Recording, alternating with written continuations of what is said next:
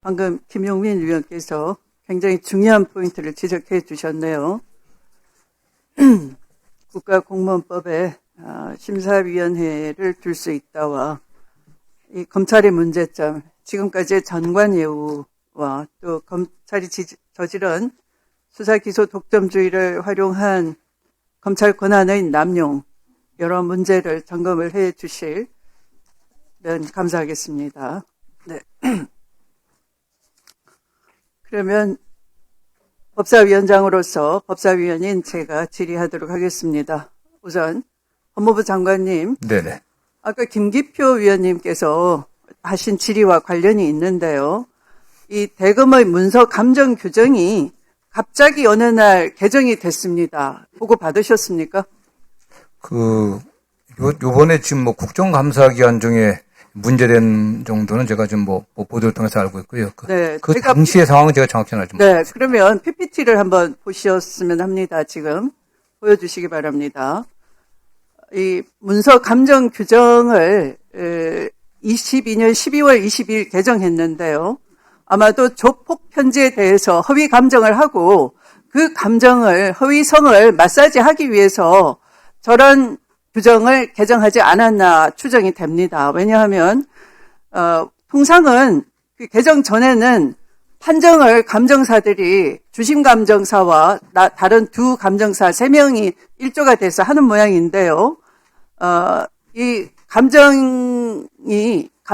주심감정인이 확신을 가지고 있을 때는 인정됨, 판단됨, 그리고 주심감정사가 대체로 가진 판단을 존중해주는 쪽으로 대체로 합의가 된 모양입니다.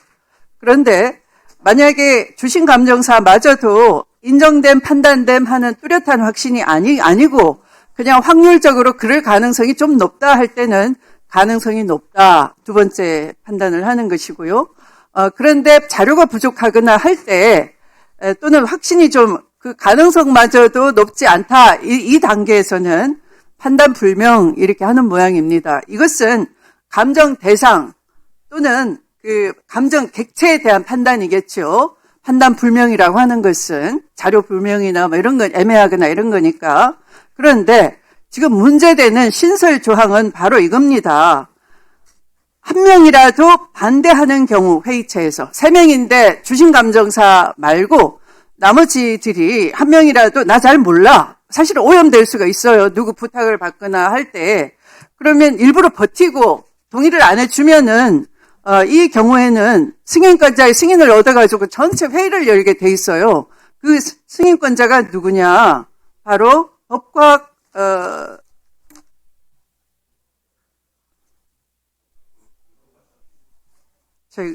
네. 그러니까 법과학 분석 과장인 거예요. 그러면 법과학 분석 과장은 누군지 아십니까? 검사인 거예요. 네네. 그러면 이것은 승인권자 검사가 승인을 하면은 어떻게 되겠어요? 판단 불명이 돼버리는 거죠. 그러니까 감정 대상, 감정 객체에 대해서만 판단 불명이라는 객관적인 판정을 해줘야 되는데, 이것은 이 검사가 개입해가지고 누구 하나라도 버티면은 판단 불명 이렇게 돼버리는 거예요. 감정의 객관성에 오염이 되는 창구를 열어놓은 거예요. 그걸 개정을 해버린 겁니다. 개정해서 신설 조항을 24조에 1로 넣은 겁니다. 그래서 이렇게 해서 판정 불능해서 피해자가 하나 생겼어요. 다른 사건. 아마 그 대구에 있는 어떤 공장에 대한 계약서 위조 사건 같은 경우인데요. 그러니까 지금 이 피해자는 이 사건으로 인한 피해는 사실은 이 조폭 편지 사건의 그 피고인이라 할 수 있는 거죠. 허위 감정을 마사지하기 위해서 이런 예규를 무리하게 만들었으니까. 그러면 하실 일은 법기술입니다. 이 법기술이 들어간 거예요. 검찰의 법기술. 그러니까 이 검찰의 법기술로 가장 유명한 것은 한동훈의 시행령 독재라고 할 수 있는 검수완박법의 시행령을 통해서 수사 대상을 확대한 것. 그러니까 시행령이나 내규나 외부에서 잘 알 수 없는 검찰의 임의성이 개입된 그런 예규들을, 법기술을 부릴 수 있는 예규들을 몽땅 다 점검을 하셔서 주로 윤석열 검찰 독재 통치 하에서 다 만들어졌어요. 그것을 전수조사하셔서 법사위에 보고해 주시고 또 법사위의 의견을 물어서 그 시행령을 다시 정상적으로 돌려놓는 작업을 부탁드리겠습니다. 예, 해주시겠습니까? 윤석열 정부 하에서 개정된 검찰 얘기나 규정대에 관련해서 좀 검토를 해보겠습니다. 또 네. 저희들도 어떤 뭐 규정이 개정되려고 하면 개정의 필요성이 있어야 되는 거 아니겠습니까? 네. 그 필요성을 갖다 담보할 만한 객관적 근거나 자료들이 제시돼야 돼 하거든요. 그래서 그런 규정 개정에 적법한 절차들이 있었는지 면밀히 다시 확인해 보겠습니다. 네. 아마 그 시행령 이런 걸 고치게 되면 그 위임위법, 백지법 이런 걸 막기 위해서 법사위에 보고를 하게 돼 있고 통보를 해주게 돼 있을 겁니다. 그러니까 그 절차를 거쳤는지도 확인해 주시기 바라고요. 그다음에 법원 행정처장님, 예. 네, 이 대법관 중에 13인의 대법관 중에요. 행정처장님은 제외하고 배우자 및 이촌인의 친척이 법무법인 및 법률사무에 소속된 인원 대법관이 몇 분인지 아십니까? 예, 저희들이 또 아마 서면으로 보고를 한 것으로 알고 있습니다. 모두 6분이네요.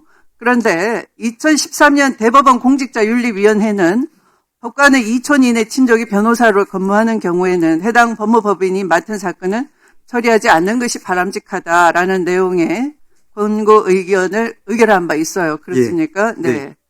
그런데 대법원 사건 배당에 관한 내규 제7조 1항 7호를 보니까 대법관의 배우자나 사촌인의 친족이 법무법인 등의 변호사로 근무하는 경우 해당 법무법인 등이 수임한 사건은 해당 대법관에게 주신 배당하지 않는다 이렇게 돼 예. 있네요. 그래서 재배당된 사건이 갈수록 늘고 있습니다. 예. 이해하고 계십니까? 예. 무려 36건이 되네요. 근데 재판은 실제로도 공정해야 되고 외관상으로도 공정해야 되는데요. 이것이 사법부 독립의 핵심 아니겠습니까? 네. 그런데 2013년 대법원 공직자윤리위원회가 권고적 의견을 내보냈는데도 불구하고 또 이 배당에 관한 내규 제7조가 또 그렇게 주신 배당을 하지 않는 경우를 잘 설치하고 있는데요. 지금 이 주심에서는 배제됐다 하더라도 예. 사실상 계속해서 심리에 참여할 수 있는 거 아닙니까? 이렇게 해서야 사법 독립이 지켜지겠습니까? 예, 주심에서는 이제 그 제외되는 것으로 나와 있습니다. 소보 자체에서 다른 대법관님들이 이제 그 사건을 맡지 못하도록 하는 부분은 아시다시피 대법관들 수가 한정이 있다 보니까 또 그러면 대법관 증언해야 되겠네요. 밖에서는 이제 그것 때문에 이제 포럼 쇼핑이라고 예를 들면 특정 재판부를 피하기 위해서 로펌을 선임하는 이런 이제 부작용이 대법원뿐 아니라 일선 법원에도 있기 때문에 그래서 합리적인 선에서 그렇게 주심만 배당해서 제외하는 걸로 정한 것으로 제가 알고 있습니다. 그게 합리적이지 않다는 거죠. 주심에서는 배제돼도 사실상 계속해서 심리에 참여할 수 있기 때문에 재판의 형평성에 의심을 받고 있는 것이고, 네, 때문에 이것을 잘 회피할 수 있도록 법관 증언도 필요하지 않겠습니까? 예, 주심이 이제 그 사건에서 이제 이촌인의 친척이 있을 때는 그 주심은 이제 나머지 세 사람. 네, 그렇게 말씀하실 게 아니고요. 예. 법관들의 이해관계 관련해서 깊이나 제척 요건을 더 엄격하게 만들어 그렇게 하겠습니다. 주시고, 예. 윤리 규정이나 징계 감찰 규정을 국민 눈높이에 맞게 예. 강화해 주실 것을 살펴보겠습니다. 부탁드리겠습니다. 이상입니다.